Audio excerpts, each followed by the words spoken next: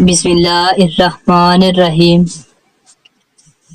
السلام علیکم۔ عید آنے کی خوشی میں بعض لوگ نبی کریم صلی اللہ علیہ وآلہ وسلم کی سنت اور شریعت سے جہالت کی بنا پر کچھ امور اور تصرفات کرتے ہیں جن پر تنبیہ کرنا ضروری ہے۔ ان میں سے کچھ امور درج ذیل ہیں۔ نمبر 1، بعض لوگ عید کی رات شب بیداری کرنا اور عبادت میں گزارنا سنت سمجھتے ہیں، جبکہ فقہاء نے ایسا کوئی عمل حضور صلی اللہ علیہ وآلہ وسلم سے ثابت نہیں کیا، بلکہ اس کے متعلق ایک ضعیف روایت پیش کی جاتی ہے۔ جس نے عید کے رات شب بیداری کی تو دل مردہ ہونے والے دن اس کا دل مردہ نہیں ہوگا۔ یہ حدیث صحیح نہیں، یہ 2 طریق سے مروی ہے۔ ان میں سے ایک طریق تو موضوع اور دوسرا بہت زیادہ ضعیف ہے، لہٰذا عید کی رات کو باقی راتوں میں قیام کے لیے مخصوص کرنا مشروع نہیں، لیکن اگر کسی شخص کی ہر رات کو قیام کی عادت ہے اس کے لیے عید کی رات بھی قیام کرنے میں کوئی حرج نہیں۔ نمبر 2، عید الفطر اور عید الاضحیٰ کے روز قبرستان کی زیارت کرنا۔ عید کا دن خوشی اور مسرت کا ہوتا ہے، بس اوقات خوشی میں مصروف ہو کر آخرت سے غفلت ہو جاتی ہے اور زیارت قبور سے آخرت یاد آتی ہے۔ اس لیے اگر کوئی شخص عید کے دن قبر کی زیارت کرے تو مناسب ہے، کچھ مذائقہ نہیں، لیکن اس کو لازم اور ضروری سمجھنا، خواہ یہ التزام عملاً ہی صحیح جس سے دوسروں کو یہ شبہ ہو کہ یہ چیز لازمی اور ضروری ہے، درست نہیں۔ نیز اگر کوئی شخص اس دن زیارت قبول نہ کرے تو اس پر طنز کرنا یا اس کو حقیر سمجھنا درست نہیں۔ اس کے حوالے سے احتیاط لازم ہے۔ نمبر 3، باجماعت نماز ادا نہ کرنا یا نماز کے وقت سوئے رہنا۔ بہت افسوس کی بات ہے کہ آپ کچھ مسلمانوں کو عید کے دن سو کر نماز ضائع کرتے ہوئے دیکھیں گے۔ وہ سو کر نماز باجماعت ترک کر دیتے ہیں، حالانکہ نبی کریم صلی اللہ علیہ وآلہ وسلم کا فرمان ہے، ہمارے اور ان کے مابین حد فاصل اور معاہدہ نماز ہے، لہٰذا جو شخص بھی نماز ترک کرتا ہے اس نے کفر کیا۔ علامہ البانی رحمۃ اللہ علیہ نے صحیح ترمذی میں اسے صحیح قرار دیا ہے۔ اور ایک حدیث میں رسول اکرم صلی اللہ علیہ وآلہ وسلم کا فرمان ہے، منافقین کے لیے سب سے مشکل اور باری نماز عشاء اور فجر کی نماز ہے۔ اگر انہیں علم ہو کہ اس میں کیا ہے تو وہ اس کے لیے ضرور آئیں، چاہے سر کے بل گھسیٹ کر ہی۔ میں نے ارادہ کیا ہے کہ نماز کا حکم دوں اور نماز کے لیے اقامت کہی جائے، اور پھر میں ایک شخص کو نماز پڑھانے کا حکم دوں، اور پھر خود کچھ ایسے آدمیوں کو جن کے ساتھ ایندھن ہو اپنے ساتھ ان لوگوں کی طرف جاؤں جو نماز میں حاضر نہیں ہوئے، اور ان کو گھروں سمیت جلا کر رکھ کر دوں۔ نمبر 4، عیدگاہ اور سڑکوں میں عورتوں اور مردوں میں اختلاط اور مردوں کے ساتھ دھکم پیل کرنا۔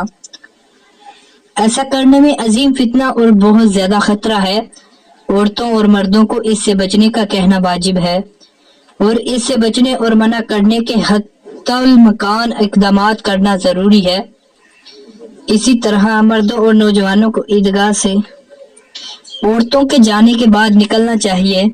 عورتوں کے نکلنے سے قبل مرد اور نوجوان نہ نکلیں۔ نمبر 5، بعض عورتوں کا بے پردہ اور بن سنور کر خوشبو لگا کر عیدگاہ جانا۔ یہ مصیبت اور بیماری عام ہو چکی ہے اور لوگ اس میں بہت ہی سستی اور کاہلی سے کام لے رہے ہیں۔ اللہ تعالیٰ ہی مدد فرمائے۔ حتیٰ کہ بعض عورتیں اللہ تعالیٰ انہیں ہدایت سے نوازے جو نماز تراویح اور نماز عید کے لیے نکلتی ہیں، خوبصورت ترین لباس زیب تن کرتی اور سب سے بہترین خوشبو استعمال کرتی ہیں۔ حالانکہ رسول کریم صلی اللہ علیہ وآلہ وسلم کا فرمان ہے، جو عورت خوشبو لگا کر کسی قوم کے پاس سے گزرے اور لوگ اس کی خوشبو محسوس کریں تو وہ زانیہ ہے۔ علامہ البانی رحمۃ اللہ علیہ نے اس حدیث کو صحیح قرار دیا ہے۔ ابو ہریرہ رضی اللہ تعالی عنہ بیان کرتے ہیں کہ رسول کریم صلی اللہ علیہ وآلہ وسلم نے فرمایا، جو قسمیں جہنمی ہیں میں نے انہیں نہیں دیکھا۔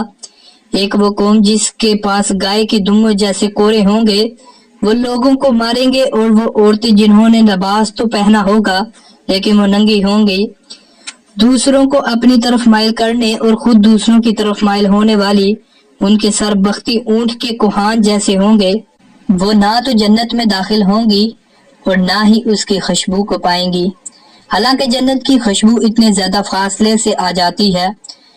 اس لیے عورتوں کے اولیاء اور ذمہ داران کو اللہ تعالیٰ کا ڈر اور تقوی اختیار کرنا چاہیے، اور وہ اپنی ماتحت عورتوں کے متعلق اللہ سے ڈرے، اور اللہ تعالیٰ نے ان کے متعلق جو ذمہ داری ان پر ڈال رکھی ہے اسے پوری کریں، کیونکہ اللہ تعالیٰ کا فرمان ہے مرد عورتوں پر نگران ہے، اس سبب سے کہ اللہ تعالیٰ نے بعض کو بعض پر فضیلت دی ہے، لہٰذا انہیں چاہیے کہ وہ ان کی رہنمائی کریں اور انہیں اس کام کی طرف چلائیں جس میں ان کی نجات و کامیابی ہو، اور اس میں ان کے دین دنیا کی سلامتی اور بھلائی ہو، اور اللہ تعالیٰ کی حرام کردہ اشیاء سے دوری اور اللہ تعالیٰ کے قرب والی اشیاء میں ترغیب ہوتی ہو۔ نمبر 5، حرام کردہ موسیقی اور گانے سننا۔